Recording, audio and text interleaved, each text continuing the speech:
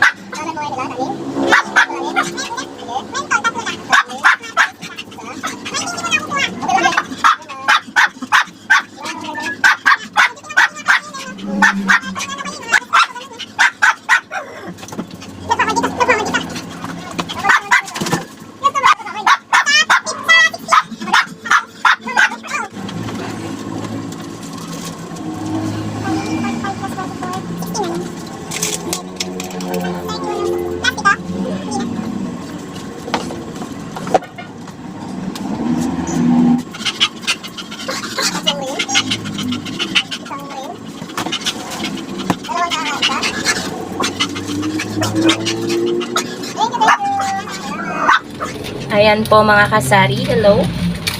So dumating na po mga kasari yung ahente po natin, ang JTI. Ahente po natin ng mga sigarilyo. So yung total po, bali nagbayad po ako nung last credit ko na nagkakahalaga po ng 13,604 pesos. At yung kinredit ko naman po ngayon or yung inutang ko na sigarilyo ay nagkakahalaga po, malaki lang po ng konti, 15,200. At babalik po sila sa mismong kaarawan ng birthday ko, May 25, after 2 weeks. So, ayun guys, mag-start na tayo. Kumuha nga pala ako ng isang Winston, bali tagkalahati. Ang puhunan po ng Winston ay 182. Bentahan ko po per piece is 10. Isang kaha po ay 200. Kalahati ay 100. Tapos po, ano yun? Mantikang nga po isa. Isang bote?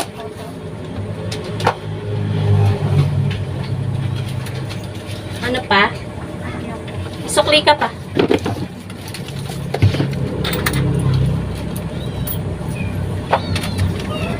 Tapos mga kasari, kumuha din ako ng Mighty Green, 2 kaha. Dapat hindi po ako kukuha nito, pero kumuha daw ako ng at least 2 kaha. So, Mighty, ang punan po ng Mighty is 164 pesos. Binebenta po ito dito sa tindahan ng 9 pesos kada stick, 180 isang kaha. Kaya kung kukumputin nyo guys, magkano lang talaga ang tubo namin sa mga sigarilyo. Sa kada stick, sentimo lang po, hindi po umaabot ng piso. Kaya talagang mahigpit po ako sa pagpapautang mga kasari ng sigarilyo. Tapos po, kumuha din po ako ng isang rim ng marbles. 1,640. Same po sa Mighty, yung bentahan. Tapos, 3 rim po ng Camel Menthol. Ang puhunan po kada isang rim is 1,450. Binebenta po namin siya ng 8 pesos per stick. 80 kalahati, 160 ang isang kaha. So, umabot po siya ng 4,350. Ayan, dumating na yung another ahente. Wait lang guys. So, ayun po mga kasari. Habang ako'y nagbablog, dumating din yung isang inaantay ko na ahente, yung ahente ng mantika. Eto guys, kumuha ako ng camel na pula, 6 na rim. Ayan.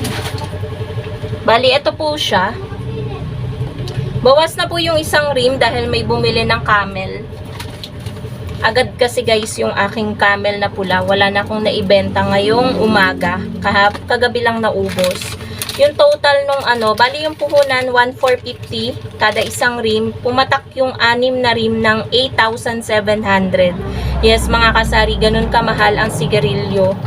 So a total of again 15,200. Bentahan namin ng camel 8 pesos. SRP lang po kami lahat po ng ating mga JTI cigarettes. 8, 80 kalahati, 160 ang isang kaha. So dito na tayo mag-move sa mga kinuha ko naman po mga kasari sa ahente ng mantika. So pinaka numero 1 na kumuha po ako ng mantika, 1 dosena. Bali 40 ang bentahan ko po ng mantika. Ang puhunan po dito ay 370. Bawas po iyon mga kasari, hindi po siya puno. So, pumapatak na nasa 30 ganyan yung puhunan ng mantika. Tapos, sa asukal, kumuha po ako ng 2 kilo na tagwa 1/4 wash.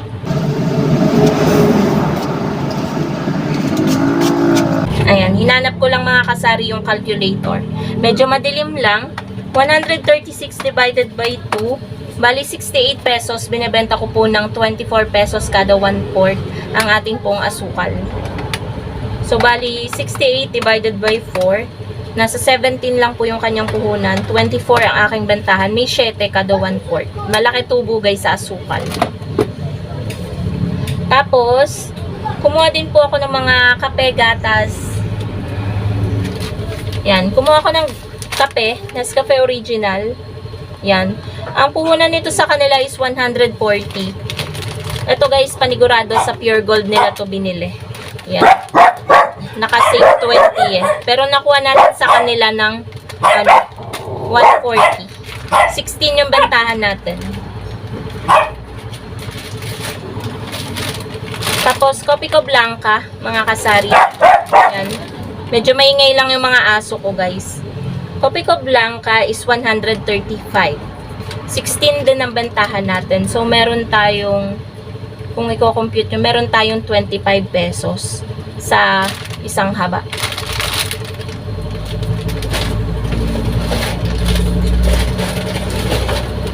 Tapos, 2 tie ng Copico Brown. Yan, twin pack. 135 din ang isang tie. So, dito sa 2 to, tutubo tayo ng 50 pesos kapag napaubos natin.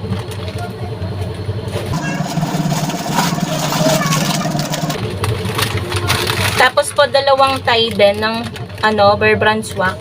Unan sa kanila ng Bear Brand Swak is 95. I-divide natin sa 8. 95 divided by 8, nasa 11.87. So, kung i-round up mo, nasa 12 yung puhunan ng isang bear brand. Pwede na rin kasi bentahan ko kada sachet nito, kada isang pack. Yan, ay 14 pesos. May dos na rin.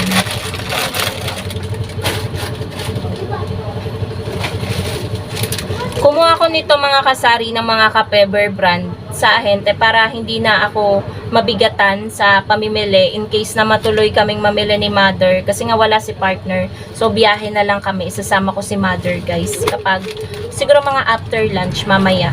So yema, 50 pesos, 60 pieces ang laman. So meron 10 pesos na tubo. Same dito guys, ganun rin yung puhunan.